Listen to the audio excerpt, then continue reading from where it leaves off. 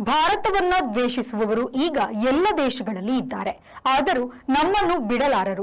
Donald Trump ಮತ್ತು ಪ್ರಧಾನಿ ಮೋದಿಯವರ ಅಪ್ಪುಗೆಗಳು ಇದಕ್ಕೆ ಸಾಕ್ಷಿ. ಭಾರತವು ಬಹುಜನ ಬಾಹುಳ್ಯವಿರುವ ದೇಶ. ಹಾಗಾಗಿ ಇಲ್ಲಿನ ಮಾರುಕಟ್ಟೆ ಎಲ್ಲ ದೇಶಗಳಿಗೂ ಮುಖ್ಯ. ಅಕ್ಕಿಯ ಮೇಲೆ ಆಸೆ, ನೆಂಟನ ಮೇಲೆ ಪ್ರೀತಿ ಇಂದು ಪ್ರತಿಯೊಬ್ಬರ ನೀತಿಯಾಗಿದೆ. ಹಳ್ಳಿಯಿಂದ ದಿಲ್ಲಿಯವರೆಗೆ ಪ್ರೀತಿಯ ವ್ಯಾಪಾರ, ಅನೈತಿಕ ವ್ಯವಹಾರ ನಡೆದಿದೆ. ದೇವರ ಧರ್ಮದ ಹೆಸರಿನಲ್ಲಿ ಎಷ್ಟೆಲ್ಲ ಬಗೆ ಬಗೆಯ ವಂಚನೆ ಸಾಧ್ಯವೋ ಅದೆಲ್ಲ ಇಲ್ಲಿದೆ. ಇಂದು ಅಭಿವೃದ್ಧಿಯ ಅಣಕಗಳು ಮಾನಸಿಕ ಒತ್ತಡಗಳ ಮಾನದಂಡವಾಗಿದೆ.